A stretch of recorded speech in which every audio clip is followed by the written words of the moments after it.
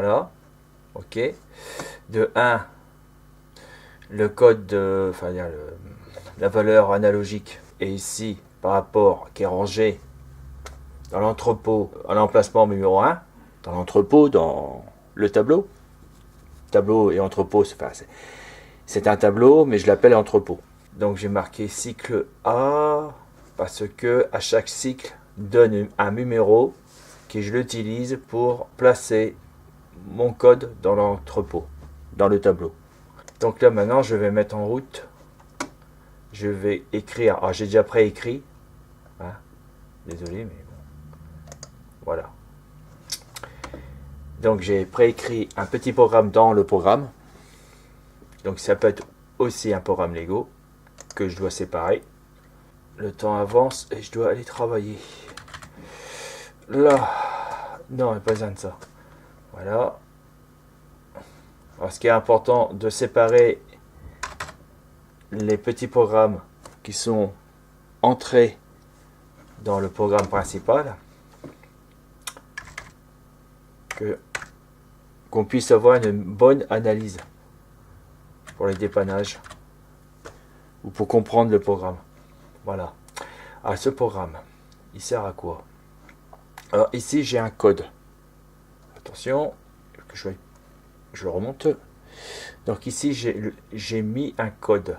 Le code 1026, c'est je suis au-dessus de la limite des entrées analogiques. Les entrées analogiques sur les cartes Arduino. Donc c'est ici.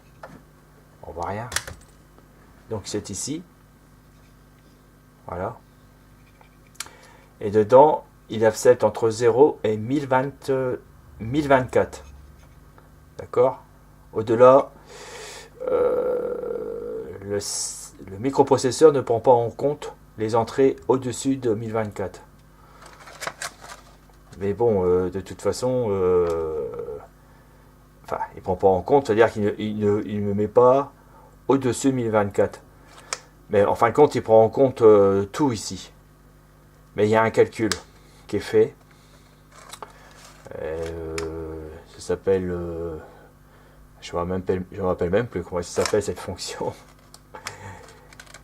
C'est-à-dire que ici, s'il y a de 0 à 5000 le code, la valeur qui est envoyée par une sonde, et le convertit, là-dedans, c'est converti de 0 jusqu'à 24.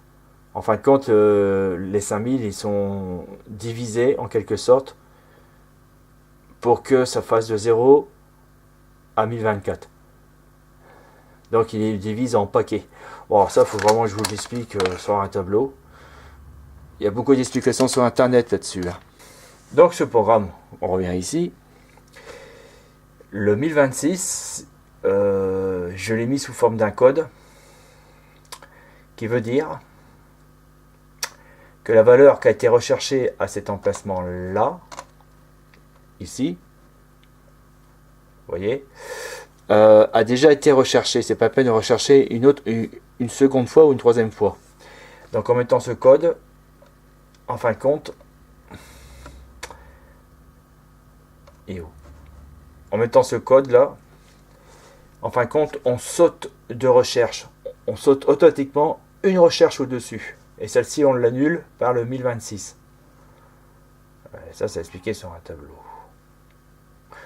Voilà, donc, je l'insère, je le téléverse, savoir si il est correct. Il n'est pas correct. Ah ouais, c'est normal. C'est pas un, c'est deux fois. Voilà. On regarde la mise en marche du programme sur le moniteur série. Il nous donne aucun problème. Tout est bon. Donc je voudrais savoir si ce code a bien fonctionné. Alors, logiquement, il suffit que 1026, que je tape ici par exemple là. Je le remplace par 1026. Et logiquement, il devrait fonctionner. En mettant 1026, j'insère le code qui dit de sauter une recherche suivante, que ces deux codes-là ont été écrasés par ce code, c'était 420. Bon, je marque ici. Remplacer les 420. Laisser un petit message pour le programmeur qui le reprendra demain, donc c'est moi. Voilà. Donc on va essayer pour voir. Et tac. Là c'est plus rapide. Le chemin était tout tracé, ça y est, dedans. Et on lance le moniteur série. Qu'est-ce qu'il va donner? Et ça a fonctionné. Regardez. 1, numéro 1, numéro 2, numéro 3, numéro 4, numéro 5. Et ici 5 à 8. Ça veut dire que le 6 et le 7 ont été pris en compte. Mais là, il y a un décalage. Là, vous avez le 1026. Le 1026 a été pris en compte. Alors, donc, regardons qu'est-ce qui s'est passé. 1, 2, 3, 4, 5. Ah, le 5e a été pris en compte. 5, 6. Et le 7e, il a été sauté aussi. C'est-à-dire que là, il y a une histoire de décalage. Donc, le programme que j'ai mis, il y a un problème de décalage. Voyons voir. Il n'aura pas dû s'afficher. Pourquoi il s'est affiché? Ah, eh oui, c'est tout bête. Ce programme-là, il devait être au-dessus de l'affichage du moniteur série. D'accord, bon, on va le mettre au-dessus. Donc, on fait ça. Non. Donc, on fait ça. On découpe. Coupe. Paf. Et on le colle. Voilà.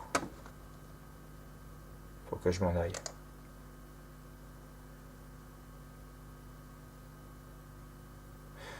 Et là, une erreur vient de s'afficher. Ah non. Ah. Autant pour moi, c'est pas ça. Ah, le Z ne fonctionne pas. Merde. Bon. Faut que je l'enlève. Je supprime. C'est ici. Voilà. C'est là, c'est entre la boucle for et l'affichage sur le moniteur série. Voilà.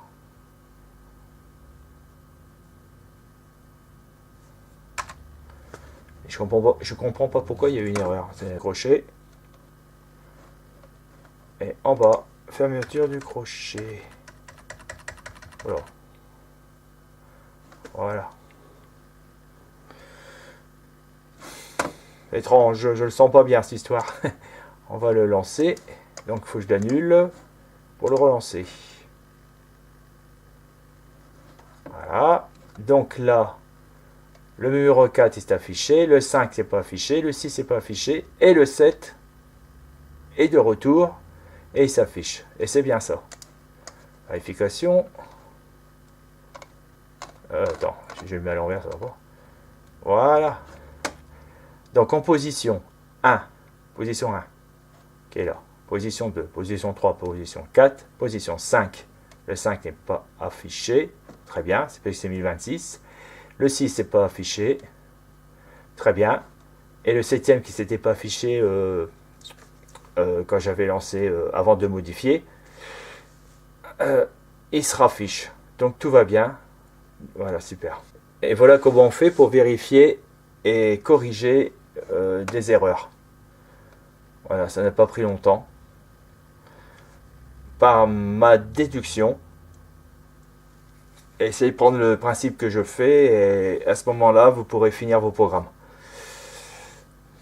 Parce que c'est pas facile. Hein.